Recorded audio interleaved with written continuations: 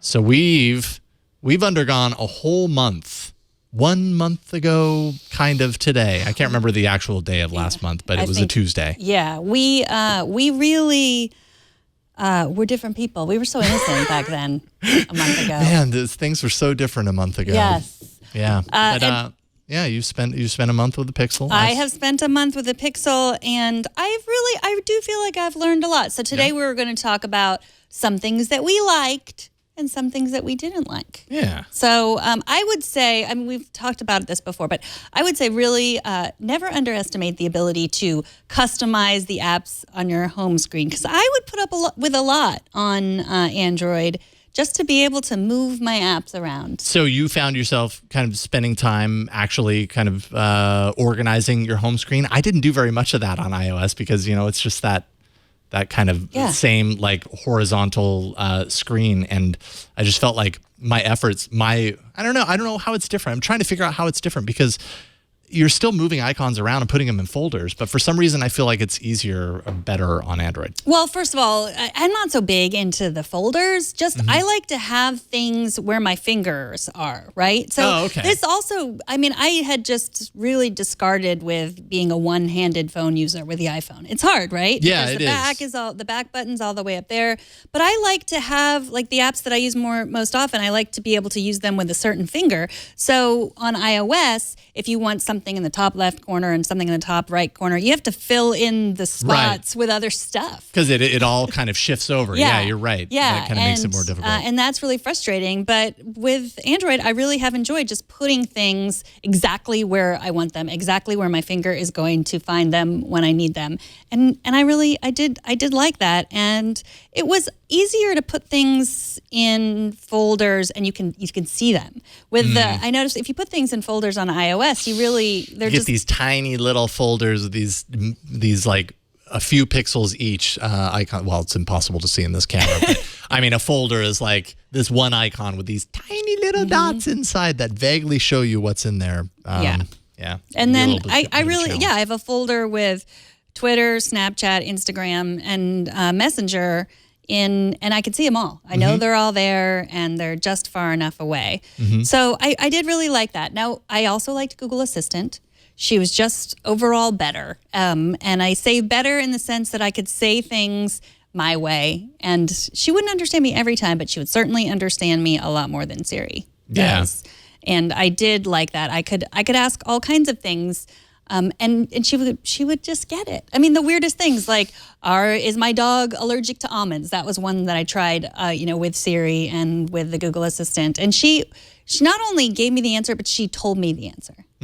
She says she read. It wasn't just here's a web result that might tell you what you're looking for. And if I have to tell you how many times I've had to ask Siri if my dog was allergic to almonds while I was driving. Oh, I mean it's me too, and I don't even have a dog, so. Yeah. But you know what I'm talking about, like that. I want Siri to read it back to me.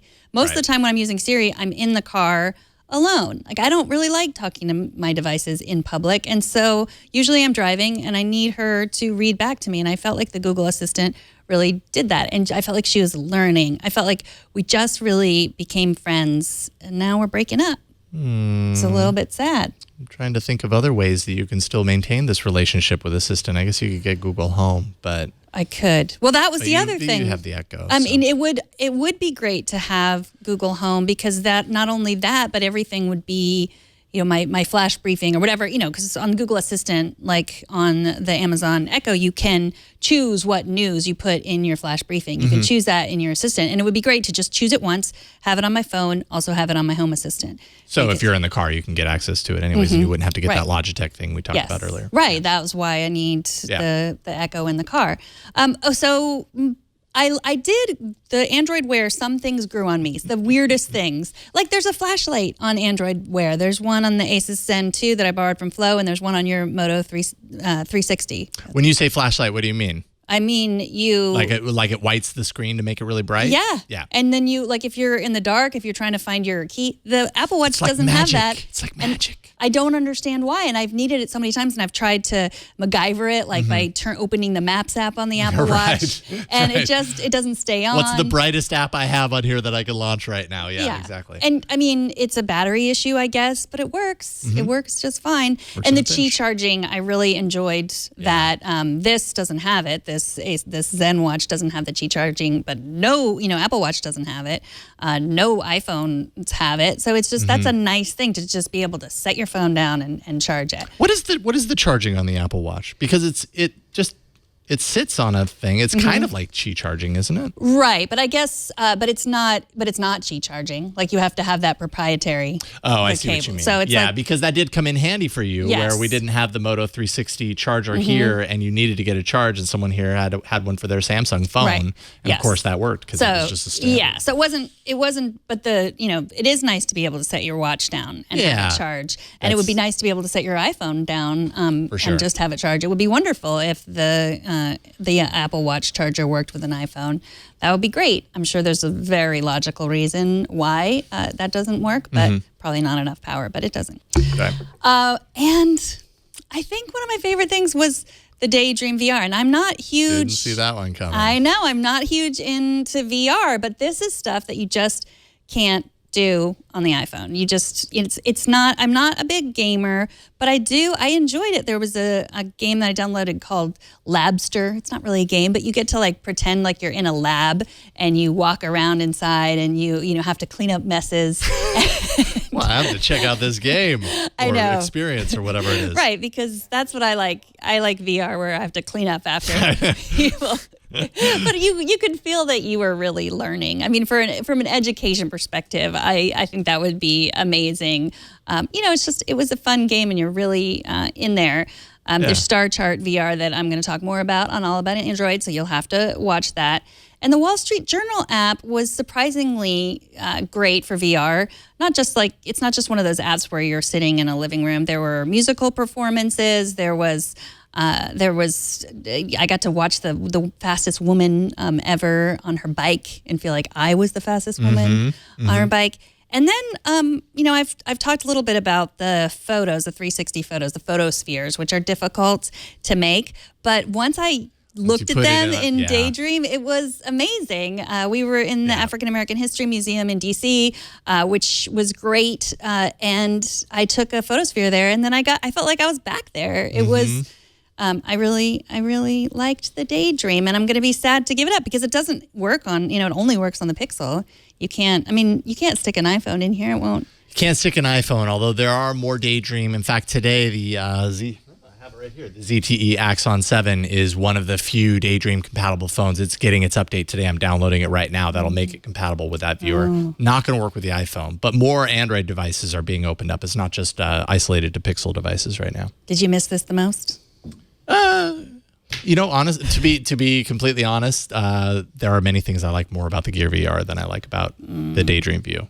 But the controller on the Daydream View, that's where it's at as far as that's concerned. That's a really nice extra thing that you don't have on Gear VR. I know, and I love that it fits right into the thing. I'd still managed to lose it, but I found it again. Excellent. And of course, finally, the back button. I really liked having a back button, and I will miss that. Because there is a back kind of button usually that you can find in iOS interface, but sometimes it's there, sometimes it's not, and it's definitely almost always up in the top left-hand corner, which, as you were talking about earlier, if you're working in kind of one-handed mode, isn't so easy. There is, and a user or a fan pointed this out, but if you double tap the home button, you get the, I don't know if you saw that, but if I double tap the home button, everything shrinks down, and I can reach it with my thumb. So that's a way around it. You know what? I double tap accidentally. I never knew what that was for. That was so you can reach the top. Yeah. Oh, I learned something. I taught Megan something today about iOS. Yes. All right. What did you like? Teach me some more things. Okay. Well, I don't know if I'm going to be able to teach you a whole lot, but I'm probably going to tell you a lot of things that you probably already know. I would say one of the top things on my list is just a general sense of cohesion, of fluidity with the interface, animations, visual splashes, all without slowdown. And this is something that I've always really appreciated about iOS is that we know that Apple has a really tuned mind or tuned ethos to making, and some people might roll their eyes, but making experiences that are enjoyable, let's say, making hardware that is really nice to have in your hand and interact with, making software that looks nice and has kind of a pretty aspect to it. And some people that might not matter to. I think in a general sense, as long as it doesn't slow things down, as long as it doesn't get in the way, it makes the experience, I don't know, just a little bit more enjoyable. And playing around with iOS for a month, I really recognize the ways that Apple has done that with iOS, that Google has done a lot more of that in more recent versions of Android. And I really applaud Google for kind of thinking about that and kind of getting out of its seasoned techie approach for the OS. And think about those sorts of things. But Apple really does a great job in their OS as far as that's concerned. Things really move around with a nice, gentle quality, and the experience just seems pleasant, let's say. So I appreciate that. 3D Touch was something, and I know I've mentioned it a few times, but it was just a feature that it was one of those things that I did not expect to make any sort of impact whatsoever. I figured it was just going to be a throwaway function that, okay, well, that's one of those, stupid features that made the stage at their last announcement and then everybody forgets about.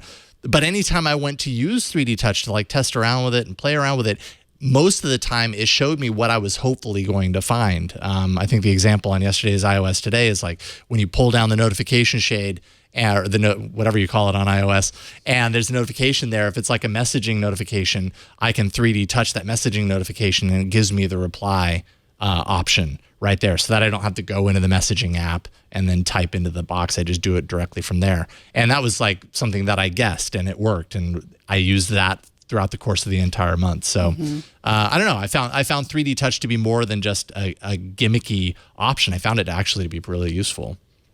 Well, it's interesting on Android, the way, it automatically assumes that you're going to want to reply. You don't have to do anything. If you touch it's embedded in there automatically. So that is kind of one of the big differences. It's it wants to assume what you want to do, even though it could be a little confusing. And I think that's where iOS really, they really don't want to confuse people. Yep. I would completely agree.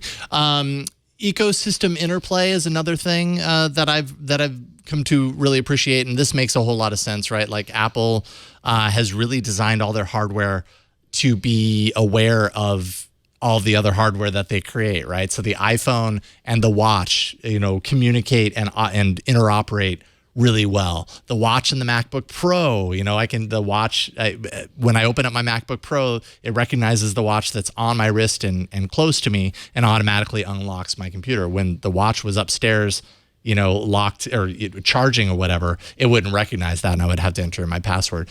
We played around with AirDrop a little bit, and that was really cool. I had no plans or even any inkling to play around with AirDrop, but you sent a picture a couple of weeks ago to Jerry's AirDrop, and I was like, wait a minute, how did you just do that? And so you showed that to me. I was like, that's really cool. There's just a nice kind of interplay between all the hardware, and that's a big strength, I think, that Apple has in the way that they create their hardware.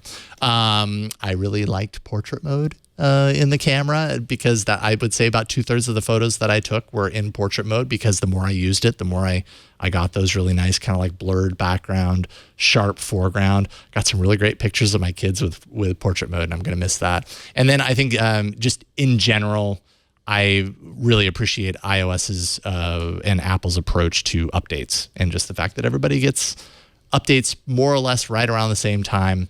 I really wish we had that on Android, and it's something that I long for. I hope that at some point Google can figure that out, but I think it's just they're very different platforms, and that's just not going to happen on the Android side of things. Yeah, I mean, that is really one of the main, it's the closed down ecosystem. Yep. You can control everything, and yeah.